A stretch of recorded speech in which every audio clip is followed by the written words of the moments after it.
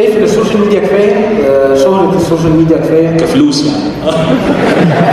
ده هشام عفيفي وده احمد امين. خلينا نرجع للزمن ورا من بدايه الانسان. دي كانت شكل الارض من الاف السنين لما البشر بداوا يتجمعوا وكان اسمهم قبائل، وكان البقاء لوحدك معناه انك معرض للموت اكتر، فبداوا يدوروا على الميه والاكل عشان يعيشوا. وبعدها ظهرت الثوره الصناعيه في اواخر القرن الثامن، والملوثات ظهرت من اكتر من 100 سنه، وبدأ العالم يتزاحم وكل واحد رايح في اتجاه مختلف، وبدأت تظهر تجمعات كبيرة في كل المجالات، وظهر الاحتباس الحراري والزيادة السكانية. فالناس دلوقتي بيسألوا نفسهم متأخر، احنا متصلين بكل حاجة حوالينا، لكن هل احنا فعلا متصلين بنفسنا؟ فخلينا نستكشف ده هنا. وبس احنا وصلنا دلوقتي لمكتبة اسكندرية اهي ورا عند الايفنت، فيلا بينا.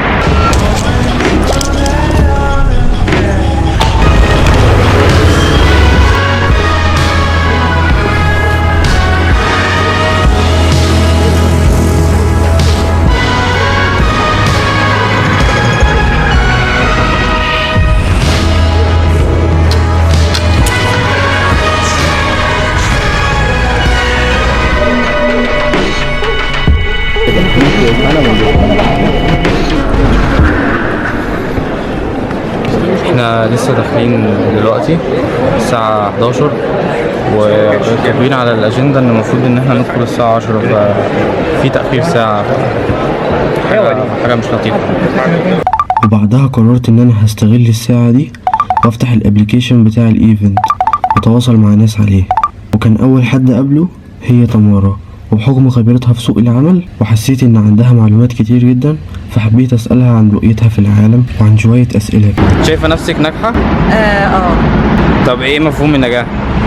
انك يبقى ليك هدف او جول وتحققه، يعني بالنسبة لي كده يبقى نجاح. يعني مش شرط يبقى فيه فيلير في النص، بس لو ليك اي هدف وحققته او you came close to it يبقى كده you're successful. بتتابع حد على يوتيوب؟ شين دوسن مثلا. لما كنت صغيرة بقى ناس زي جيفري ستار الحاجات دي. بس ممكن في حاجات بتشتريها اونلاين؟ معظمها بيبقى لبس او ابلاينسز، يعني هارد درايف USB كده. حد قالك قبل كده انك شخصيه في الحقيقه غير الشخصيه اللي على انستجرام؟ لا، عشان انا على الانستجرام انا برايفت اصلا قوي، مش من النوع اللي بنزل كتير، ف لا. حاسه ان الجنريشن بتاعنا بيواجه ضغط من المجتمع؟ طبعا ضغط كبير جدا، بالذات بسبب السوشيال ميديا وانستجرام تحديدا. يعني زمان كان بيبقى فيسبوك، بس انا حاسه ان انستجرام اليومين دول حاطط يعني بريشر كبير قوي، غير كابيرنس وايز كمان كسوشيال كلاس. يعني الناس دلوقتي على الانستجرام كلها باينه انها معاها فلوس وبتسافر ولايف از بيرفكت، وهي اصلا مش كده خالص. يعني بالذات البلوجرز او الفيمس انستجرامرز اللي من سننا كده بيخليك تحس ان انت لازم يبقى، يعني لو ما سافرتش كذا حته في الصيف يبقى انت مش اب تو. ليه في جاب ما بين الجنريشن تبعنا والجنريشن واي او السوشيال ميديا؟ انترنت. دي انترنت يعني عمل فجوه كبيره جدا. يعني في ديفرنس في الاوبينيونز. الناس بتتعلم حاجات كتيره من الانترنت، يعني حتى في البيت ممكن تلاحظها. يعني اكيد يعني ماما وبابا اكيد قالوا لناس تانية احنا ما كناش كده في سنكم، ما كناش بنرد كده، ما كناش بنعمل كده. حاسه ان الانترنت جرأنا قوي، يعني خلينا فيري اوت ذير وريسك تيكرز، وممكن ليزي كمان، عشان بيبقى كل حاجه جاهزه. يعني دلوقتي اي حاجه على الانترنت دلوقتي انت ممكن تدفع اصلا فلوس بسيطه جدا وحد يعمل لك الاساينمنت والتيسيس وكل ده يبقى كله جاهز. فحاسه ان الانترنت هو السبب. احنا طلعنا من الايفنت دلوقتي، خدنا بريك وجينا هنا كرم الشام، هناكل بقى شويه كده وبعدها نكمل. لفها صح؟ لا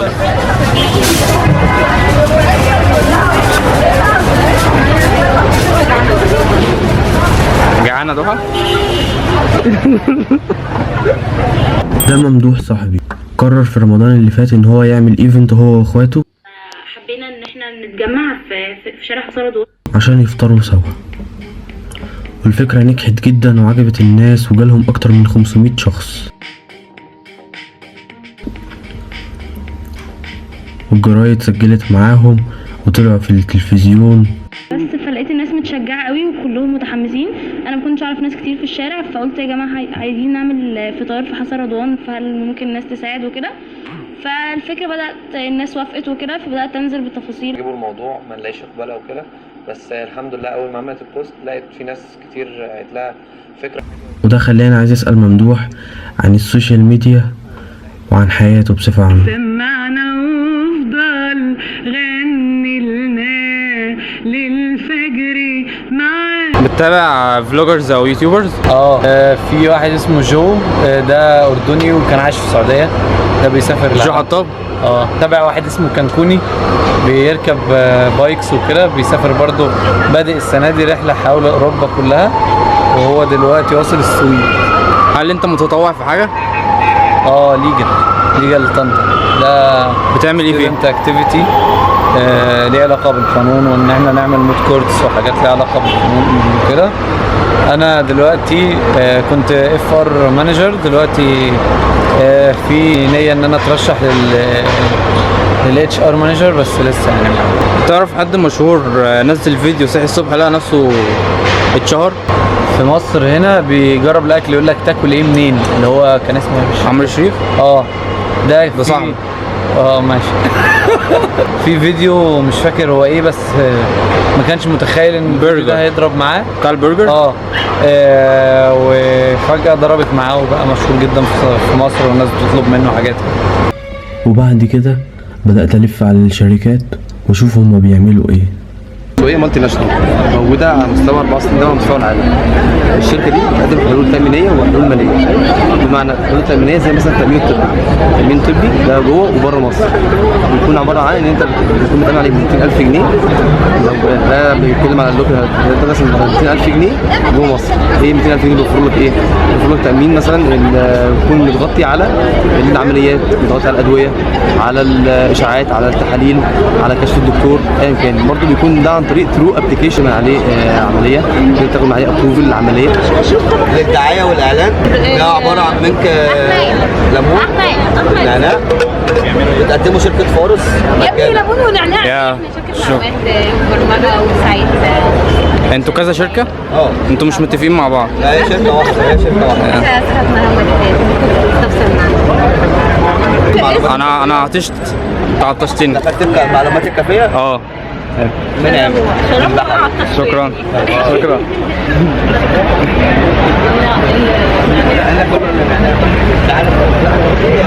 طعمه حلو. معانا الشاب متولي. تعالى متولي صديق، عامل ايه؟ الاضاءة بص عاملة مع يا لهوي. ده متولي صاحبي، شخص عفوي جدا، دايما بيضحك في كل الصور، عنده معلومات كتير في مجال الاونلاين كورسز، عنده شركة صغيرة اسمها ليد يور اديوكيشن، بيعلم الناس ازاي يتعلموا في الكورسز الاونلاين وازاي يفضلوا مواظبين عليها. بتعمل ايه بقى؟ بصور سمول فلوج اباوت تكني including بتاعه زايز بيبل. بس ده الى الان يعني، لما يطلع بقى هنشوف التهليس اللي جوه. انا عايز اسالك سؤال، هتعمل ايديتنج عليه؟ لسه ما حددتش، بس الاغلب بريمير يعني. انت عارف ان انا فاجر جدا، ما بعرفش استخدم بريمير، بس اللي هو احسن واحد بيعمل. تعالى بقى اخدك صورة عشان تبقى في الانترو. احنا بنهاير بوزيشنز مختلفة، بنهاير سينيور جرافيك ديزاينر، اتش ار، فيديوغرافي مثلا، اديتور، فيديوغرافي، بدور على البوزيشن دي.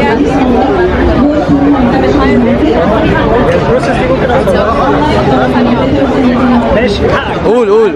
ده قاسم صاحبي برضو، جرافيك ديزاينر، شغال فريلانسر اوفلاين واونلاين في مجال الهندسة ومجال الديزاينز، بيعمل شغل جامد جدا، صوره بتعجبني. كنت عايز اسأله عن فلسفته في الحياة. فهل انت كجرافيك ديزاينر مبسوط؟ طيب يعني بلاقي نفسي كتير في الكرييتيف فيلد، وان انا كريت حاجه فروم زيرو، او ان انا كرييت حاجه لحد تقدر تخدم الهدف بتاعه او الفكره بتاعته. ده بالنسبه لي باشن بحبه. طب انت شايف ان شغلك بيأثر في العالم؟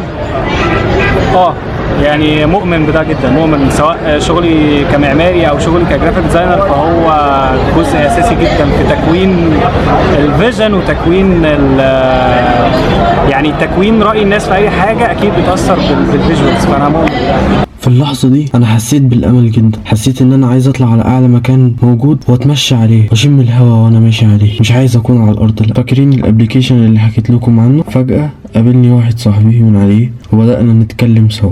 هل شايف ان في مشاكل في المجتمع عندنا؟ الروتينيه والناس تقليديين زياده عن اللزوم، بالذات الجيل بتاعنا بدا كل واحد يتعلم خلاص، بدا يمشي مع القطيع. يعني هو طول ما الناس كده متعلمه ان في حاجه روتينيه لازم نعملها، فكله بيعمل زيها، فقليل جدا اللي بيختلف عنهم، وقليل جدا اللي بينفرد بحاجه خاصه. هل الستارت اب بتاعتك بتأثر في العالم؟ طبعا. ازاي؟ ان انا بستبدل الانسان اللي هو ممكن يقدم efficiency بحاجه قليله باي اي بروجرام.